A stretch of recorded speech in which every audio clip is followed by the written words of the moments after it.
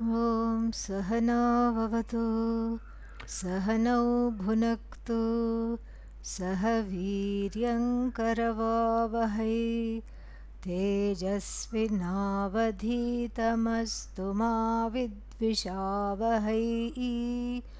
Om Shanti Shanti Shanti.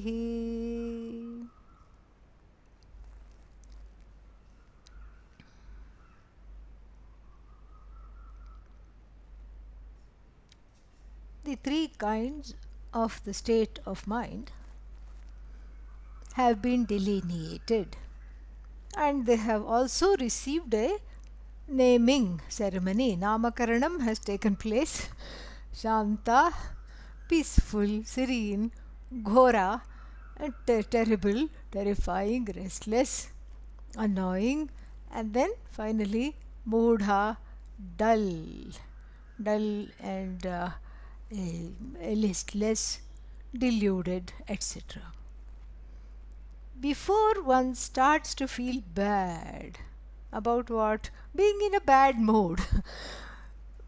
That one is in a bad mood. If one starts to feel bad, then already there is a difficulty in assimilating the rest of the contents of the chapter, because the guilt and the feeling of, oh, why do I have this bad mood?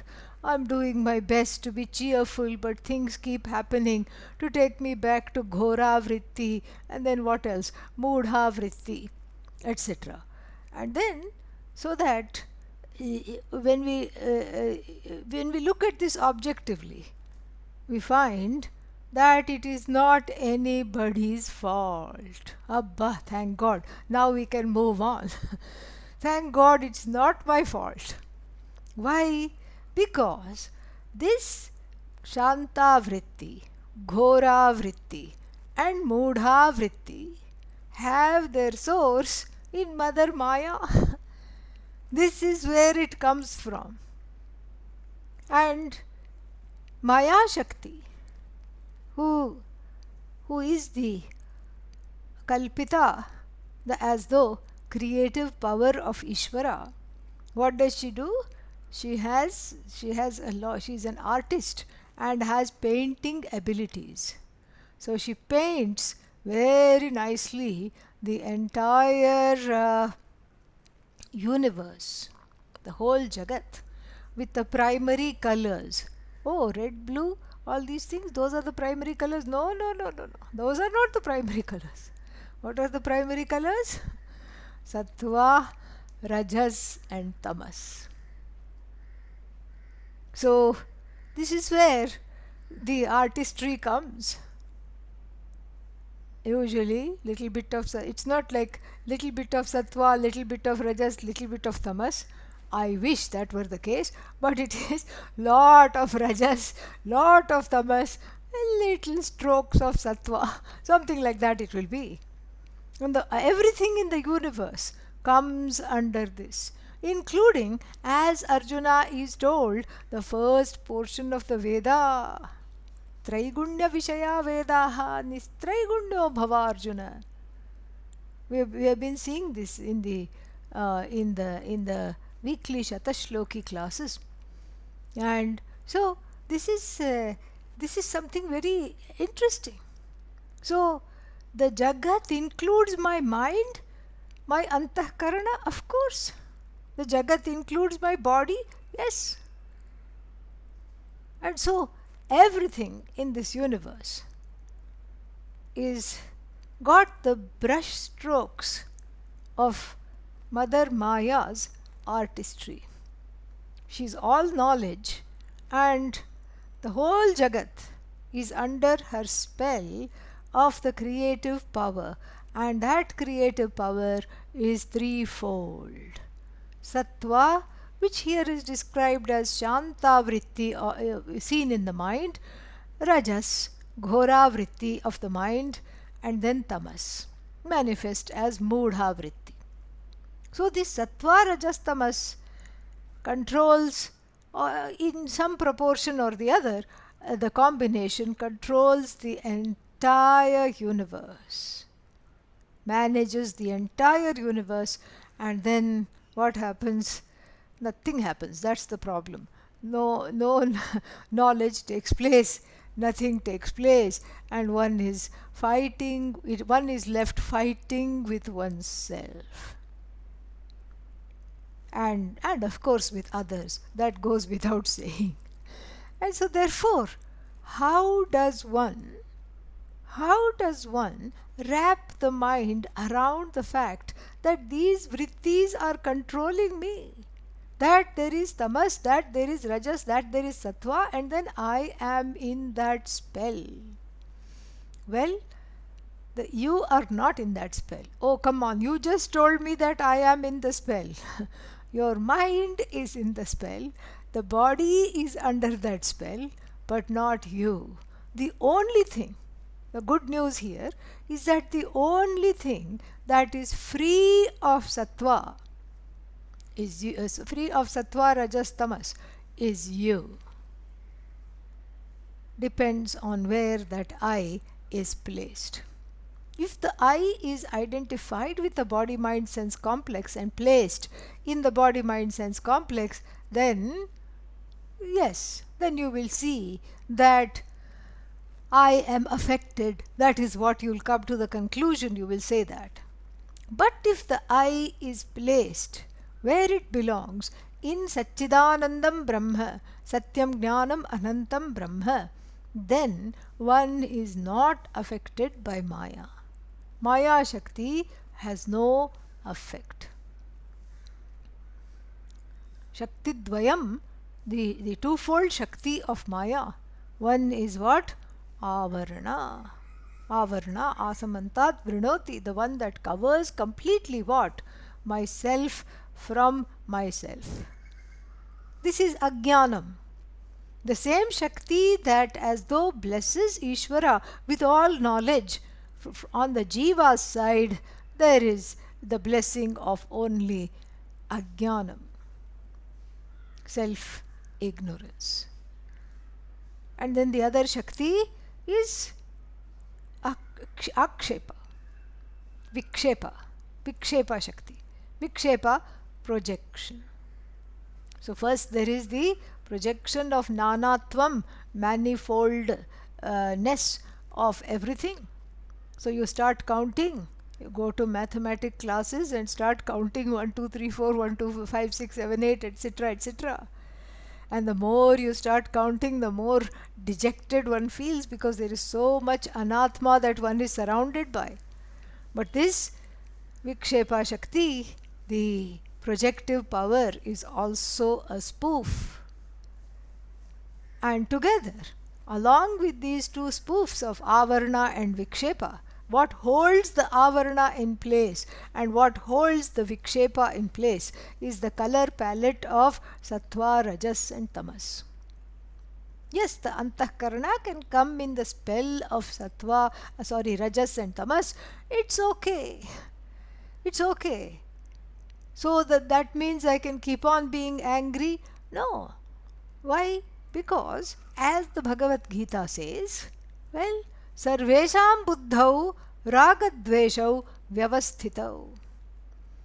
It is set up in such a way that everyone has raga and dvesha in their buddhis. Oh great, so I can get as angry as I want.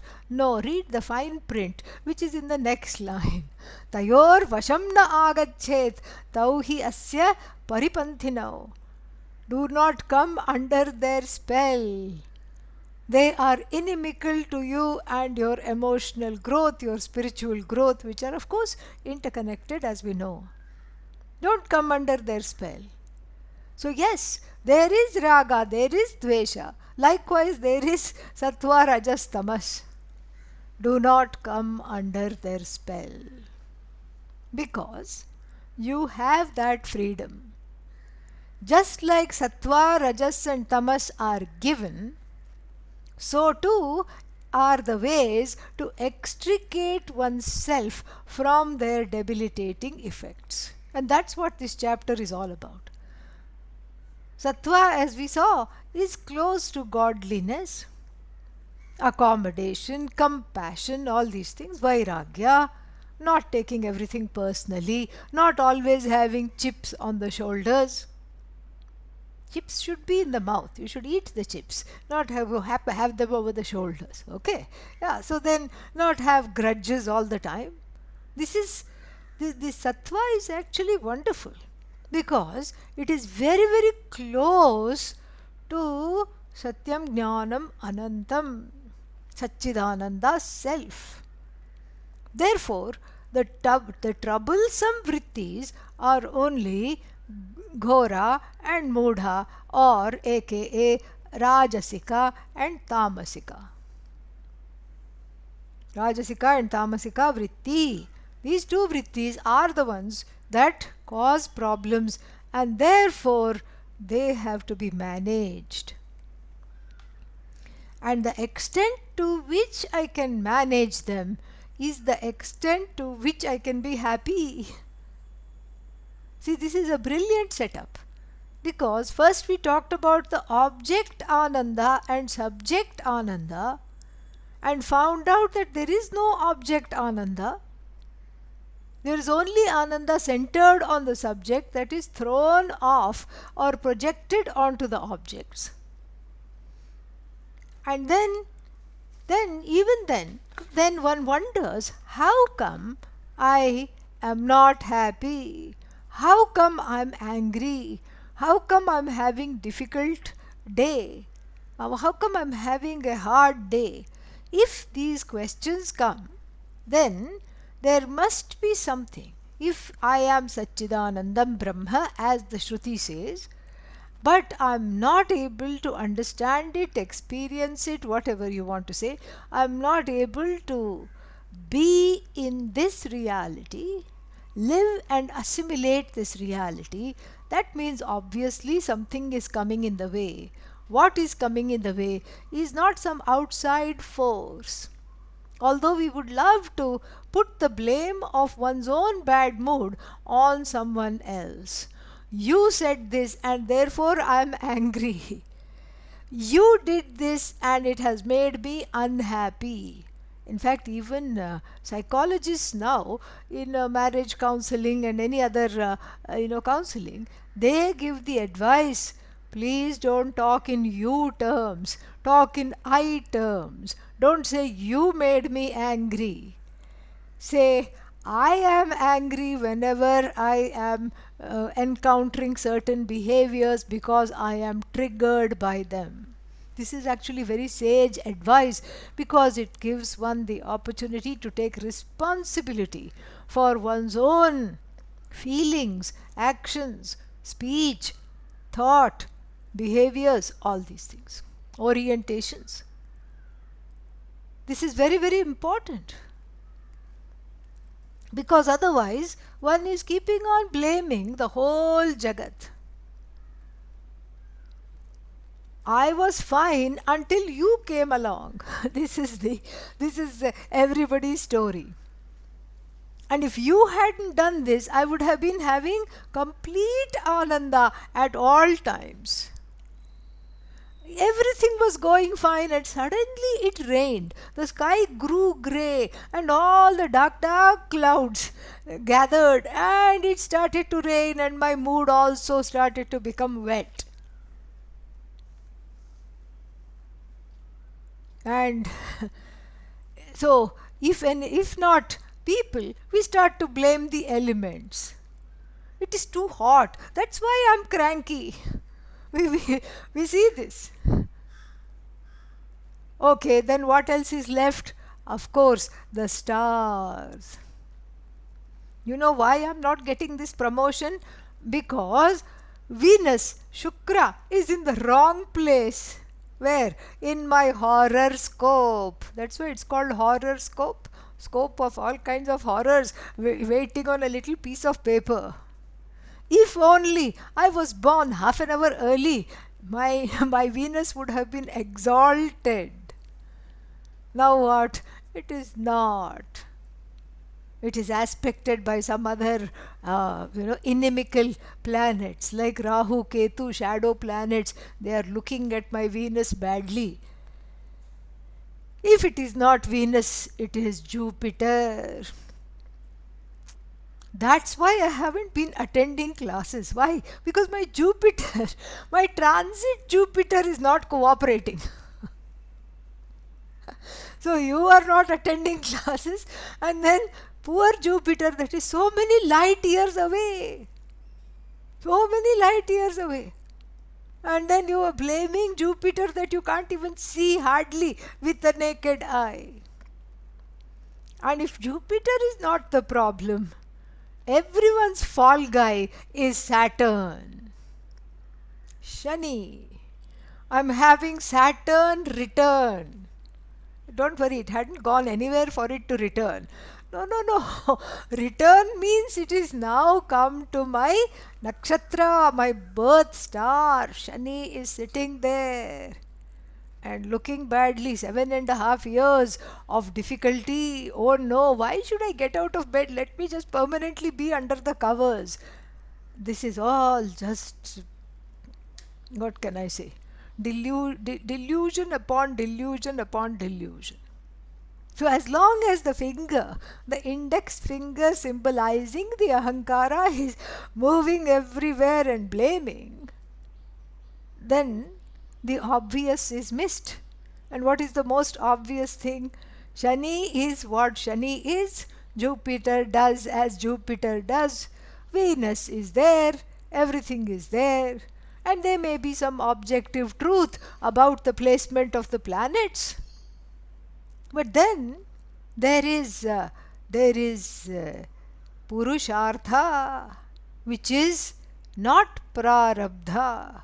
Prarabdha is the horoscope, which means this is your karmic blueprint, let us say, in this life, in the form of the horoscope. But along with the karmic blueprint, you have Purushartha, free will, to override, to neutralize the karma, to override this. The karmic blueprint shows the areas you should not touch. This is useful. The horoscope is useful because, if you want to be the president of the United States, and the horoscope is not conducive to that.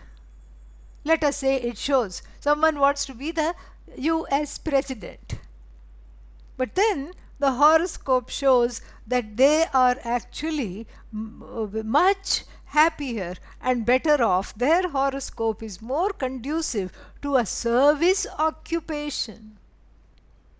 Perhaps they are better off as a Swami than the President of the United States.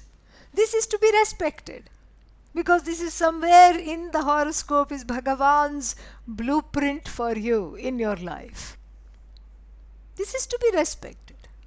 But then, even within the range of what is possible, there is free will. You can override the karma through prayer, determination, and free will. Similarly, just like you can do that, you can override the difficulties connected to the Ghora Vritti, Mudha Vritti, with your free will, with your intentionality. This is to be understood. Then, having talked about the different kinds of vrittis in verses 3 and 4 and their characteristics,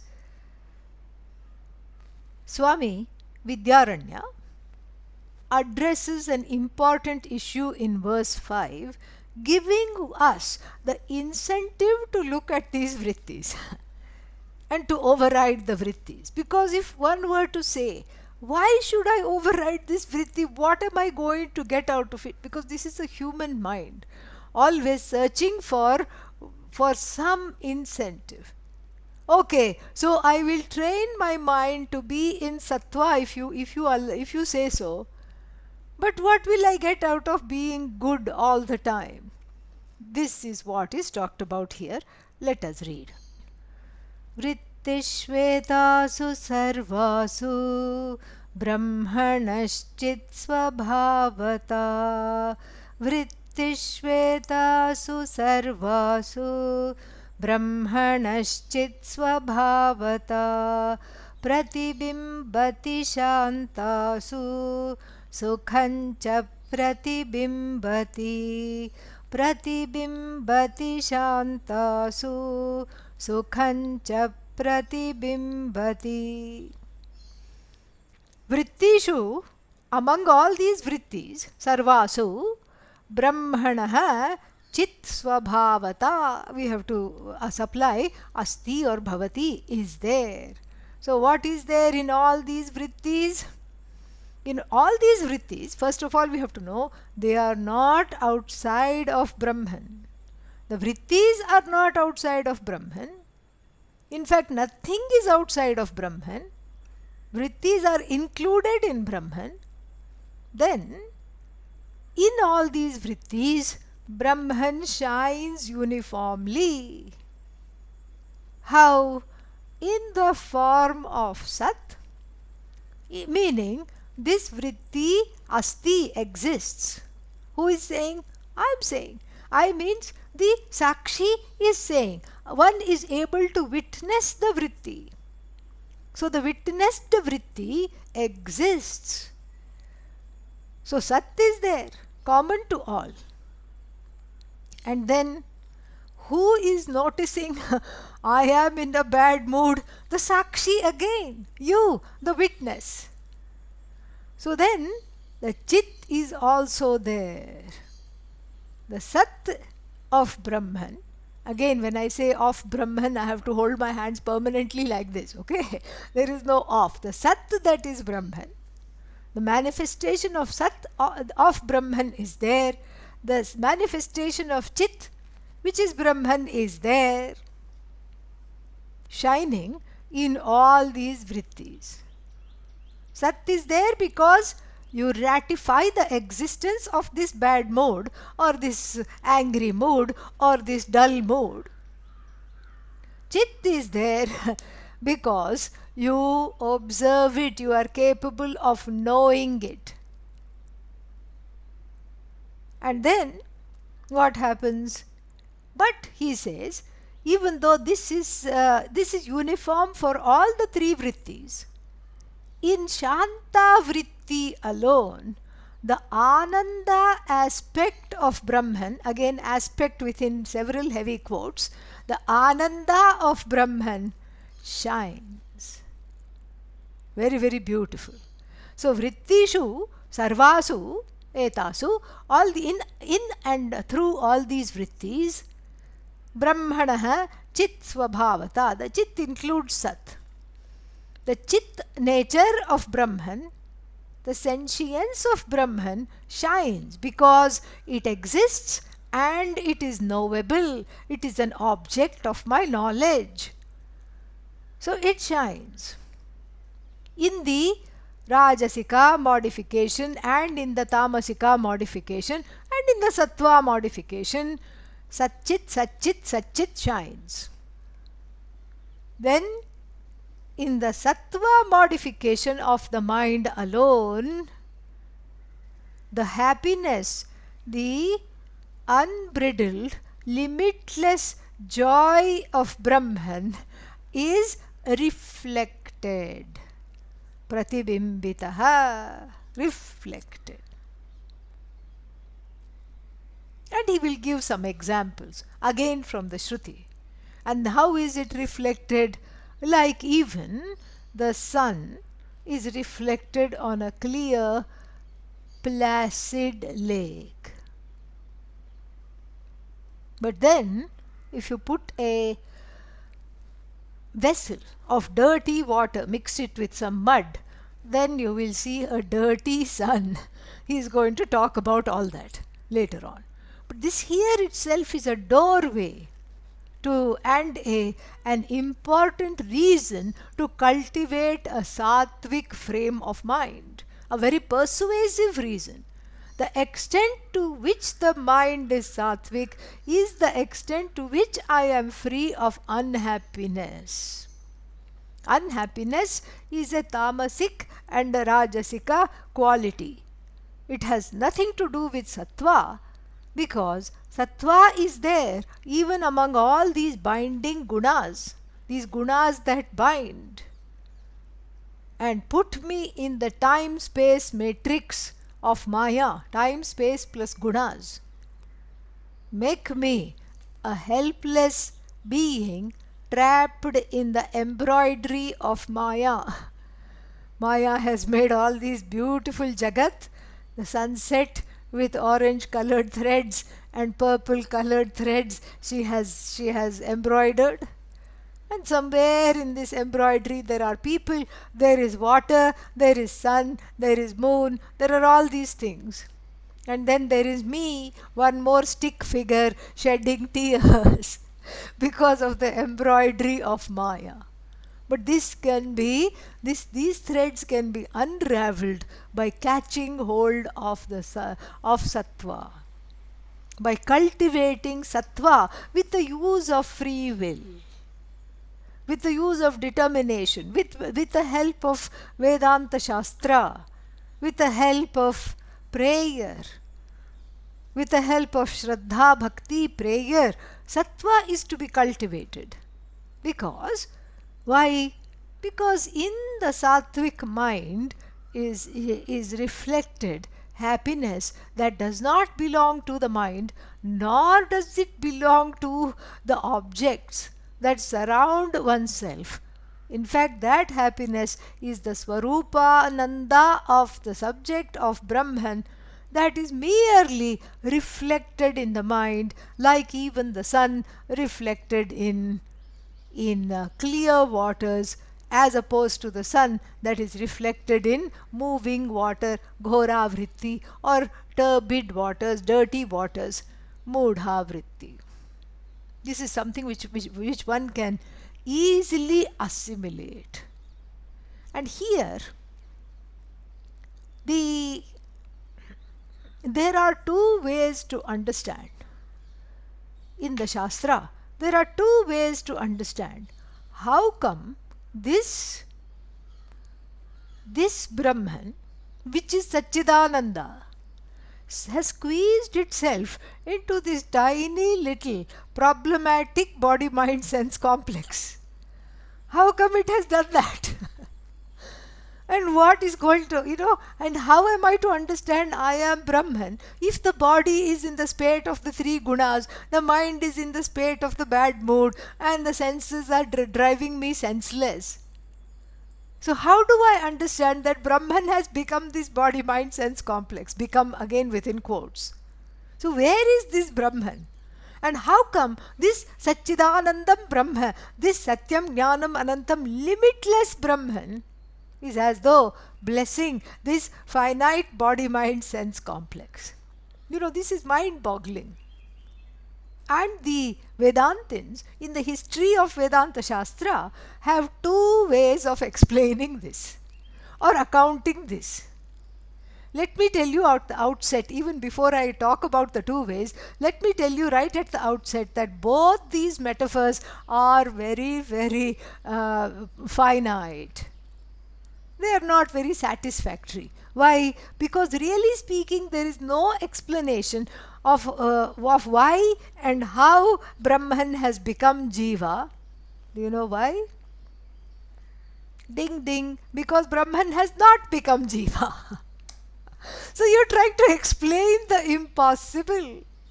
If Brahman had really become the Jiva, then we would be having this conversation, how come, why come, and where is this Brahman? What kind of a post-mortem of this Jiva should I do to discover Brahman? In post-mortem, there is this, they will be there, all the first year medical students and the doctor will be, the pathologist will be demonstrating, and then they will cut open the some body that has been donated to science, and then they will say this is liver, this is heart, and then right here you will find Brahman. No, no such thing. Because Brahman has not become Jiva except in your own Ajnanam. When you see Brahman, so to speak, with the scales of Ajnanam, you find one has become many. And the Shruti also keeps on going with that and helping you understand Brahman has become Jiva, because that's what you think. Therefore, there is this Pravesha Shruti. Oh, Brahman entered everything. So that you are able to see everything as Brahman, it is to help. Because you asked for it, because that's where you are, therefore we have all these metaphors. Brahman has not become Jiva, will never become Jiva. Brahman has not become Jagat. Jagat is simply is Brahman. Jiva is nothing but Brahman. And so therefore, neither of these explanations that I am about to get into suffice. They leave something wanting, because we are trying to explain something that is non-existent. How did the thief come into the door? Come in through the door. What thief? Well, the non-existent thief. So there is no need to explain, because it has not really happened. But still, the mind craves for explanation, because there is some disconnect due to Atma Ajnanam. To override this disconnect, there is some indulgence by the Shruti in the form of cosmology of the universe. First came space. Tasmad va etasmad atmana akashas sambhutah akashad vayuhu. Then came air, vayo ragnihi. Then came fire. Like this, we indulge. We indulge this kutuhala, this curiosity of the Ajnani who is wanting to study the Upanishad, but then there is a big block. And if this curiosity is not somewhat indulged and calmed down, pacified, then the person will not understand what is there to understand. So therefore, we have these two ways of looking into the question of how come Brahman, how come the Jagat is Brahman. So the first way, we have talked about this in other contexts, but still it behooves us to understand this properly. So the first way is called Pratibimbavada, the theory of so-called reflected consciousness. What is this theory of so-called reflected consciousness? And the theory of reflected consciousness posits that this Brahman is the only source of light, and this light of Brahman is, quote unquote, reflected in all beings to a greater or lesser degree. In beings that are insentient, only the Sat aspect is reflected. In beings that are sentient, Satchit is there, and in Sattvic beings, in Sattvic minds, then Satchid Ananda is there. Just like one example is that in the pot of clear water, the sun is seen as clear, reflected in this pot of water. But if the same sun is reflected in a dirty ditch, then you see, and then you make a adhyasa, then you have your own projection. You say, oh, today the sun is dirty. Sun is not dirty. The reflecting medium is affected here by ghora and modha vrittis. So therefore, what happens, in order to see that one is Brahman, what is required to be fixed up is not Brahman, or in this Drishtanta the sun. What requires fixing up is the Antahkarana. So the more sattvic the Antahkarana, the clearer the reflection of Brahman. more accommodation, we saw that, more dispassion, more objectivity, more vairagya, more viveka, and all the qualifications to study Vedanta are all there, intact. This is something we should appreciate. This is a very nice theory. Reflected consciousness, that same consciousness, awareness which is Brahman, is reflected in all beings to a greater or lesser degree, depending upon the medium of reflection. Similarly, if you were to take a copper pot that is tarnished and put it out in the sun will not be reflected properly. It will be kind of deflected or diffused. You then take the pot back inside, shine it up with some tamarind, put it there outside again, and the sun is now reflected.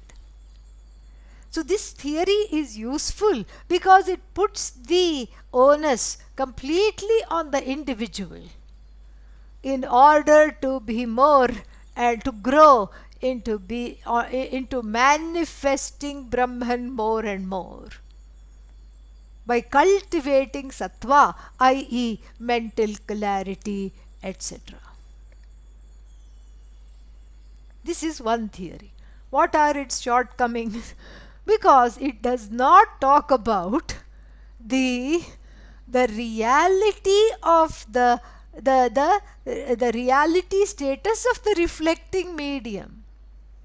Okay, Brahman is reflected, all right, but what is the medium in which this reflection is taking place? What about the mind? Is it Satyam or Mithya? Of course it is Mithya. Then why are we worried about a dependent Antahkarana that is reflecting this or that? So this is the problem. The problem is that there is the danger of seeing the sun-like self-effulgent consciousness and the medium of reflection on the same par of reality, which they are not.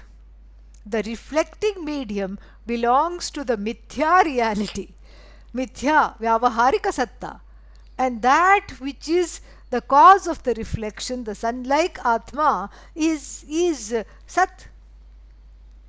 So then, how, and as we have seen before, Sat and Mithya cannot have anything in common, much less a relationship of reflection and reflected. Unlike the example of water and sunlight. Both those in the example belong to the same order of reality, so therefore reflection takes place. So this brings us to the second way of looking at it. The second vada, the theory, is called avachcheda vada. The theory of, and again here, as though conditioned consciousness. This is what we espouse in Arsha Vidya. This is our favorite vada. Not that the theory of reflected consciousness is not important. We can take recourse to that. It is a very important metaphor. But when we are talking of Brahman, no metaphor suffices. Everything falls short. So what is this avachcheda vada? The avachcheda vada relies on the conditioning agent. This Brahman, which is of course Satchidananda, which is limitless, which is whole, which is free, which is free of name and form also, is taking on, as it were, as though. They will keep on saying as though. This is how we get the word as though. The words as though is copyrighted by the avachcheda vadins. They keep saying as though, as though, as though, as though, until you go mad, as though. Okay, so this is what is this is where the word as the phrase as though comes from.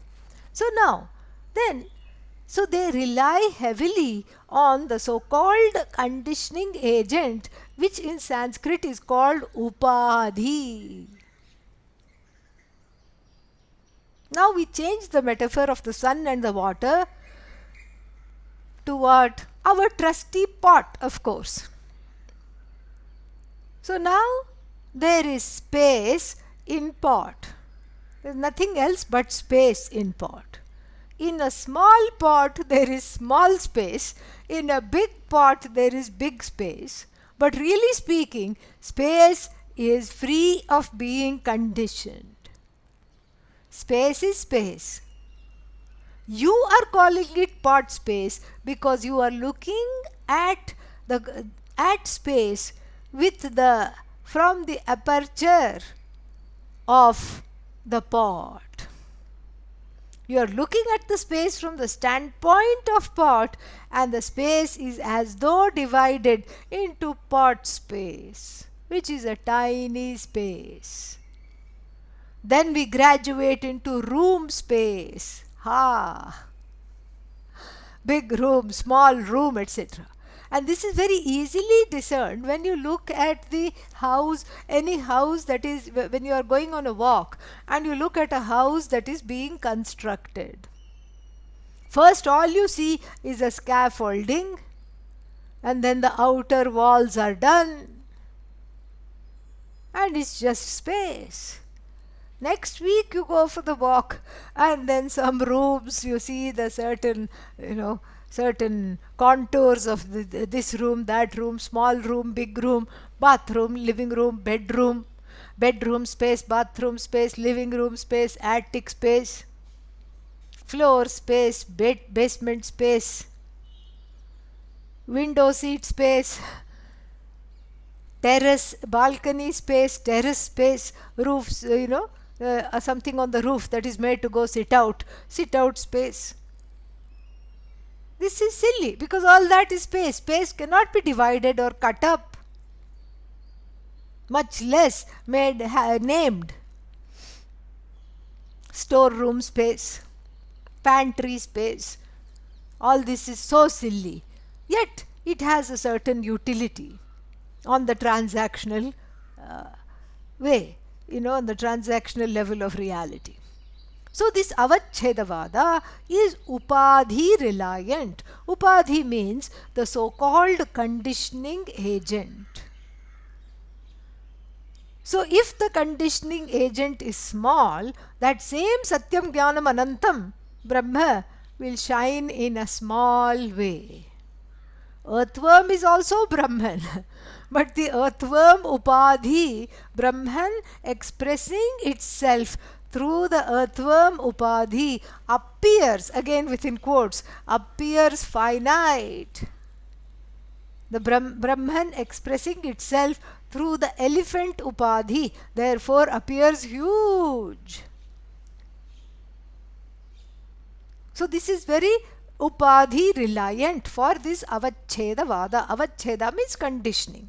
Again as though.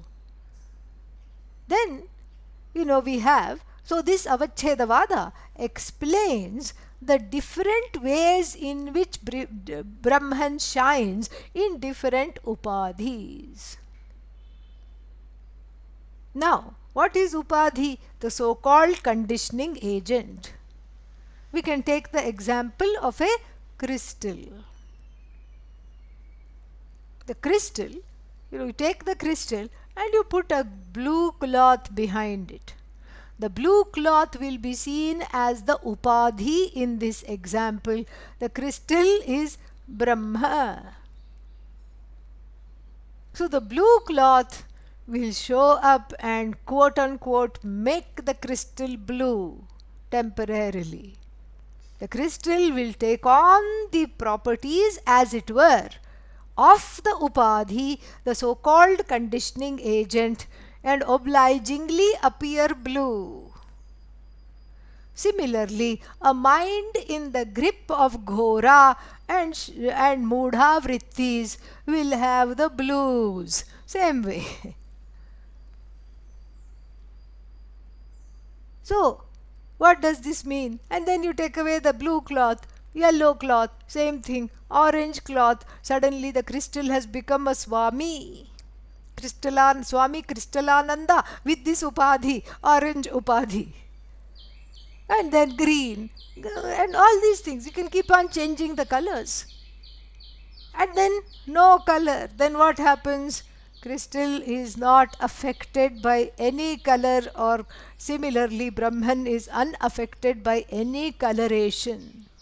It as though takes on the upadhi. This is what is called avachedavada. And again, this also has problems. What is the reality of the conditioning agent? And somewhere there is this, even in the Panchadashi itself, I think in chapter 8, the Purva Pakshi, the one that is got problems and is the frequent objector, keeps on saying, what about this? What about that? And so the Purva Pakshi says, don't think, oh Vedantin, you can get away with anything you want to say because you have permanent quotes on either side of your head. And you keep saying as though, and you think you can get away with it. My foot, the Purva Pakshi says. You can't get away with whatever you want just because you say as though. And then, of course, the Siddhanti, the Vedantin says, whether I say as though or not, it is as though, and then he gives some very good examples to show that. But nonetheless, the Avachedavada is also deficient because Brahman being everything, you cannot say Brahman is conditioned by anything. Because that which is conditioning is mithya, and just because you say as though, is not going to exempt you from this. But still, we have a little bit of a preference for avachedavada simply because perhaps in our lineage we have assimilated this well, and we know how to talk about it. Perhaps that's why there is a slight preference for this avachedavada. Here, in this example and later on also, Svatmavidyananda is unfolding the Pratibimba Vada, the theory of reflected consciousness. So, this formless, nameless reality which we call Brahman is coming through in little or more enhanced ways because of the quality of the reflecting medium. Therefore, the reflecting medium being antahkarana, and if we convert this verse into avachedavada, we get to the conditioning agent. So if the mind is the as though conditioning agent, then Brahman is not able to express itself well in the conditioning agent of what? In the upadhi of ghora and mudha vrittis. Brahman is eclipsed. Brahman is as though hidden, as though eclipsed. We can convert that if it is easier to assimilate. But here he says, Pratibimbati Shantasu, in the Sattvika vritti alone, Brahman is full-fledged. You get the Sat, Chit and Ananda completely. And then, so Sukham cha Pratibimbati, the Sukha, the joy is reflected. As I said in the earlier class, the more accommodative you are, the more happy you are. It's a win-win situation. And then it helps you grow. So then, Shantasu Sukham cha Pratibimbati. Then he quotes the Shruti, a very important quote that comes in many Shrutis. Let us see. Rupam Rupam Babhuvasau Pratirupa iti Shrutihi. I'm repeating each thing twice so that with the hope that you will repeat after me, even though you are muted, doesn't matter. It makes it assimilate better. Okay. Rupam Rupam Babhuvasau Pratirupa iti Shrutihi.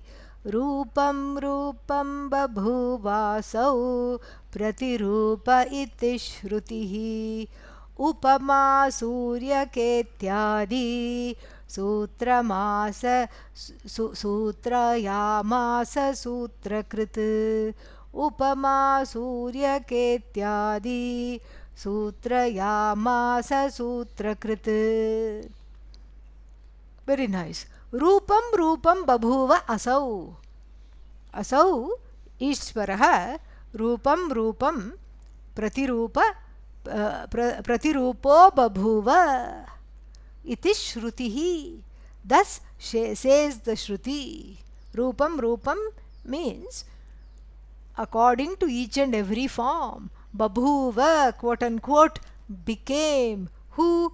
This Brahman, this Ishvara, as though took on all the names and forms whenever he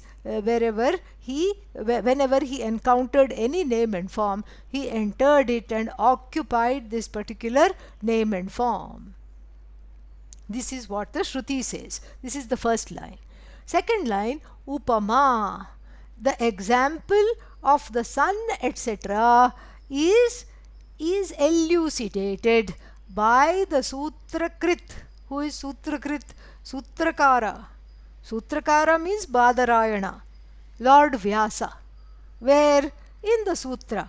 Which Sutra? Of course, Brahma Sutra.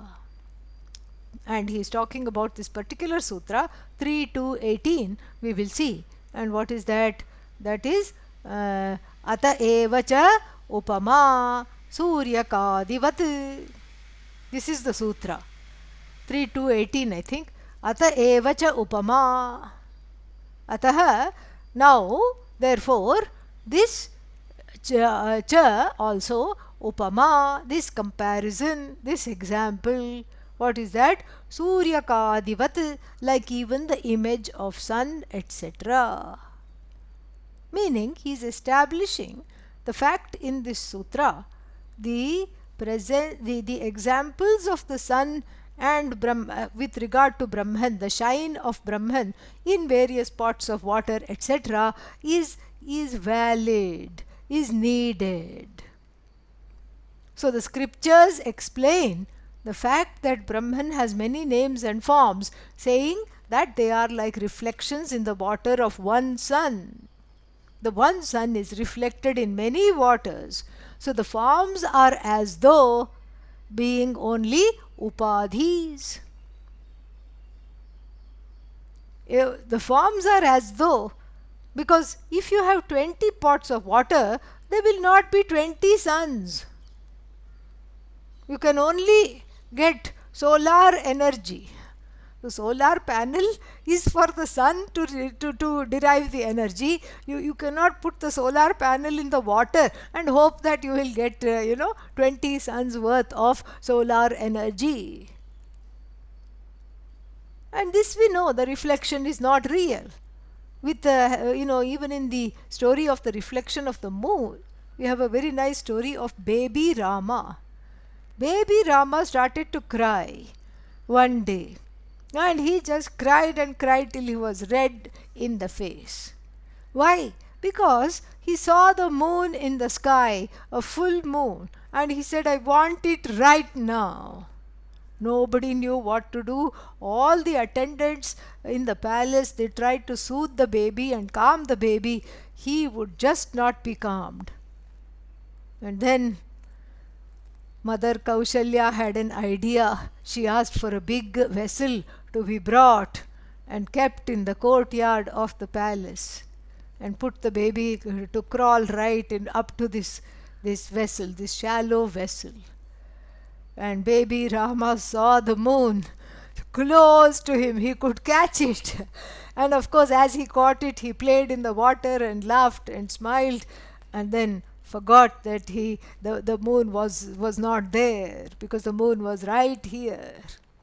But he could not catch the moon, that is the point. So the reflections are as though.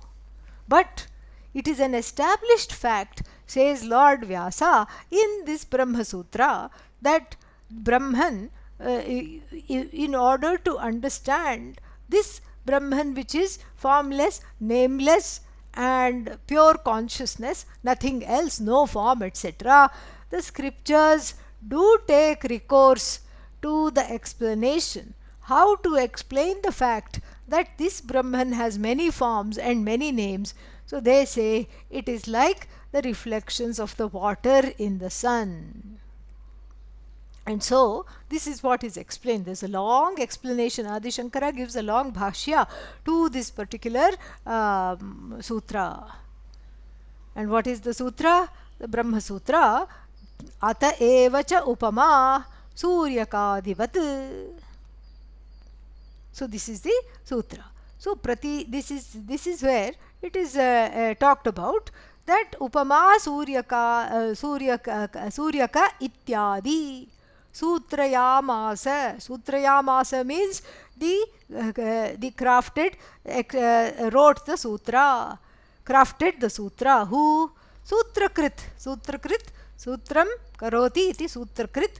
The sutrakara, the Lord Vyasa, the author of the Brahma Sutra, talks about how the entry of Brahman, the so-called entry of Brahman into many bodies, is explained by taking on many forms, like even water reflected in small, big, clean and turbid vessels. So you see, the second line is here in verse number 6, the second line is very much Pratibimbavada. What about the first line? Let us look at that. Rupam Rupam Babhuva, took on form after form. In fact, every form, Rupaha iti Shrutihi, the Shruti says. Where does it say? In many places. So first of all, let us look at Kathopanishad Shruti. Agniryathayiko bhuvanam pravishtaha rupam rupam pratirupo babhuva ekastatha sarva bhutantaratma rupam rupam pratirupo bahishcha. Kathopanishad 2-9. There is this mantra which I just chanted. And what does it say? Just like the fire takes on so many forms. You put it in a bulb, it will become electricity. You put it in a small hearth and it becomes a fireplace. And then you put it in the form of a gas stove, and then it becomes a small fire to do the cooking. Or it can be a raging forest fire, depending on what? The upadhi through which the fire is being funneled. And so, this is what the Kathopanishad says. Rupam Rupam Pratirupo Babhuva. And just like the fire enters various forms depending on how you are channeling its use, and then Ekaha Tatha, in the same manner, Tatha, just like there is one fire, Sarva Bhutantaratma. Ekaha Tatha, in the same way, the one Atma, which is in all bhutas, which is in all elements and elementals, all jivas, all things that have form. Rupam Rupam Pratirupaha Bahishcha. That also is Brahman alone, masquerading as having forms. The formless Brahman has as though, quote unquote, entered these forms. This is Avachedavada. So this is the first quote. In which one? In the Kathopanishad. Actually, the same quote with a little twist is also there in the Brihadaranyaka Upanishad. And what is that? 2.5.18. Brihadaranyaka Upanishad 2.5.18. Rupam Rupam Pratirupo Babhuva Tad Asya Rupam Pratik Chakshanaya Indro Mayabhihi Pururupam Iyate. Indro Mayabhihi Pururupam Iyate. Very important place this mantra has in Vedanta Shastra. It is a very, very important mantra. Because the word Maya comes, and the word Maya, as far as I know, only occurs twice in the Upanishad, and this is one of the places. The effect of Maya, the intervening effect of Maya, the intervening power of this as though power of Maya to make this Brahman, quote unquote, make this Brahman from one to many, is there only in two places in the Upanishad. The first one is here, and the second one we see in the Shvetashvatara Upanishad. Mayantu prakritim vidyat mayinancha maheshwaram. Sa mayi srijate tyahuhu Shvetashvatara shakhinaha. That is the other quote where the word Maya comes in the Upanishad. So, in this Upanishad, this is a very important quote because the word Maya doesn't come. Many people think the word Maya is made up by Adi Shankaracharya, who is Mayavadin. No, this has Upanishadic, what should I say, it is ratified by the Upanishad, it is used by the Upanishad. So here, in this quote, which we'll see a little bit in detail, Rupam Rupam Pratirupo Babhuva, same thing. This Brahman takes on all the forms. Tat asya rupam pratichakshanaya. In order to inhabit all these forms, what Indraha? Indraha here is not the king of heaven. Indra here is Ishvara, the king of the universe. Indraha. Pururupam iyate. This Bhagavan, for Ishvara, takes on many forms. How? Maya bhihi. Maya bhihi means what? If you know a little bit of Sanskrit, then you will know Mayaya, Mayabhyam, Maya bhihi. So more than two Mayas, at least three Mayas. Ayyayo. Even one Maya to understand, so difficult. Now we have to contend with three Mayas. Maya bhihi. Maya bhihi here is Ichha Shakti, Jnana Shakti, Kriya Shakti. Different Shaktis. And so therefore, Maya bhihi, with the help of Maya, which is morphed into so many Shaktis, Puru Rupam, Puru means many forms. Iyate, takes on, becomes. So this is an important mantra because it not only in the Kathopanishad we just hear ekas tatha sarva bhutantaratma rupam rupam pratirupo bahishcha antascha bahishcha, inner, outer, everything is Brahman. All the forms within the mind are Brahman, outside the mind are also Brahman. In fact, the inside-outside distinction is from the standpoint of Ajnanam. There is no inside, there is no outside, there is no side by side, there is only Brahman all the way. The Kathopanishad stops at that. But in the Brihadaranyaka Upanishad, we go a little step further and say why and how this Brahman, quote unquote, has become the universe. It has not become the universe. But then what? It appears as though it is the universe because of Maya Shakti. The Shaktis of Maya. Ichha Shakti, the power to desire. Jnana Shakti, the power to know. And then Kriya Shakti, the power to create. All these come into play.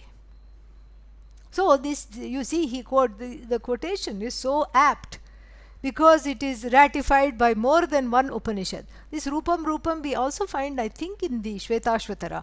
I'll have to check and see.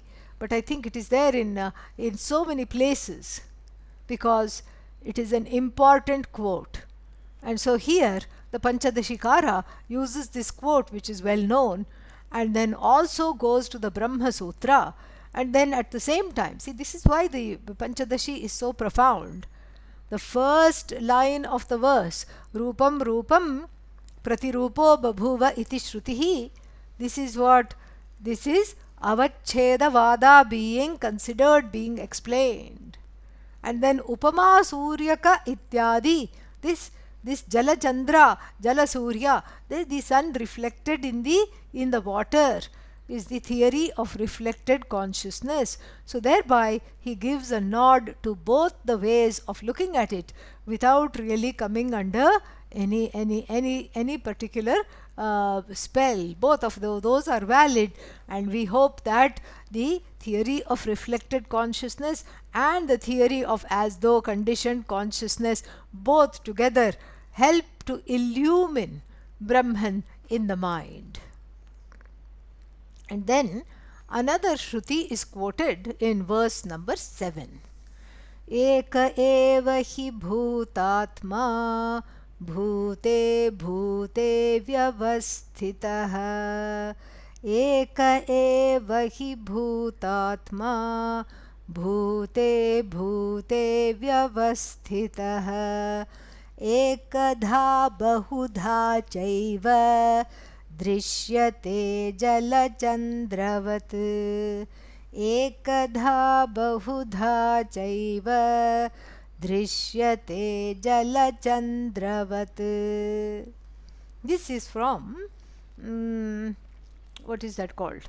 Amrita Bindu Upanishad, or also Brahma Bindu Upanishad. It's not the same Upanishad, I think there are two different Upanishads, but then both of them have this quote. I don't know the placement of the quote in Brahma Bindu Upanishad, but in Amrita Bindu Upanishad the quote is verse number 12. That's the nice thing about the Upanishad.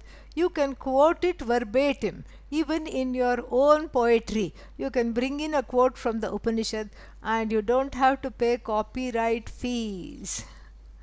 Upanishad is that which is always restated, always quoted verbatim. Because how can you do this? How can you say what the Upanishad says in your own words? Not possible. The elegance of the Upanishad is something else. And so that's why we have this particular quote here. Very nice. Ekaha eva hi bhuta atma. Bhutanam atma. Of all the bhutas, this atma. There is only one atma. Ekaha eva. One atma alone exists, not many. But then bhute bhute vyavasthitah. Vyavasthitah means it has made an arrangement for itself. And what is the arrangement? To appear in many forms in all the jivas, in all the elementals, everything. One time, many times, ekadha, bahudha. One time, many times it is there. And how? Drishyate. This Atma is quote unquote seen. Jala Chandravat.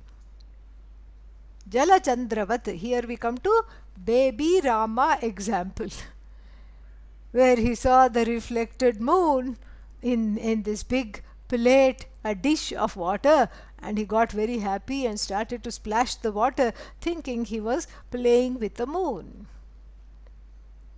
So this is all a setup. Verses 6 and 7 are set up to which brings us later on to verse number 8, which will tell us why we are spending more time in Pratibimbavada than in Avachedavada, because the Pratibimbavada has the additional advantage of allowing one to see that if Brahman is not fully reflected in my mind, I can fix up the mind, I can discipline the mind, I can manage my anger, I can make the antahkarana more conducive to receiving the transmission of Brahman, these quote unquote reflection or the presence of Brahman. It's like cleaning the antennae to be able to receive that which is broadcast effortlessly, like even the sun broadcasts light, Brahman broadcasts Satchidananda. It is your own receptivity. This is very Vedantin. This is exactly what the Upanishad also says. It is your own receptivity that determines the extent of clarity that one commands, the extent of composure and calmness one commands, the extent of cheerfulness and joyousness that one can command. Very, very nice.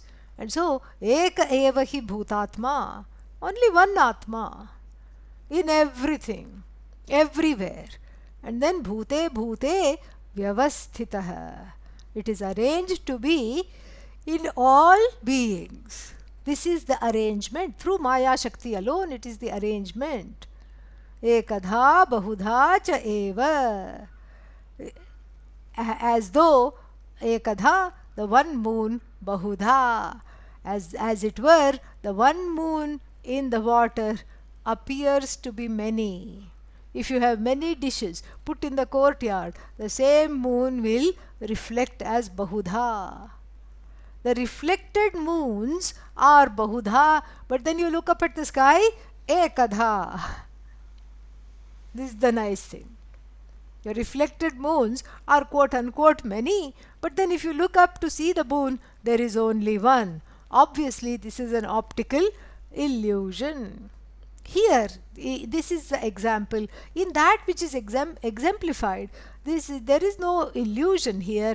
There is the effortless shining of Brahman in the various upadhis like water, etc. And depending on the cleanliness, the clear or the turbidity, the clarity or the turbidity of the water, that which is the moon also looks affected. It is not really affected. It as though looks affected. More we'll see in the next class. We have had a few classes. I'm going to save 5 minutes if anybody has some questions after the closing prayer. Om Purnamadah Purnamidam Purnat Purnamudachyate Purnasya Purnamadaya Purnamevavashishyate. Om Shanti Shanti Shanti. Harihi Om. Shri Gurubhyo Namaha. Harihi Om. If you have questions, you can type it in the chat pod, or you are welcome to unmute yourself and ask. Any questions, anything that is not clear, anything that you want to ask, you are welcome to do so.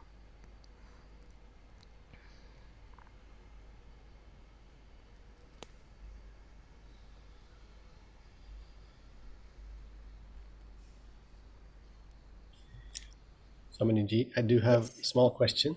Yes, please, please.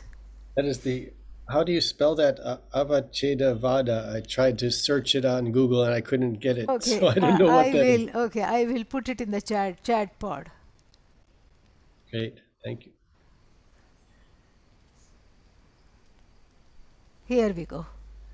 Avachedavada. You may have to scroll up a little bit through everyone's thank you greetings, okay, and you will find it. Other questions? Thank you.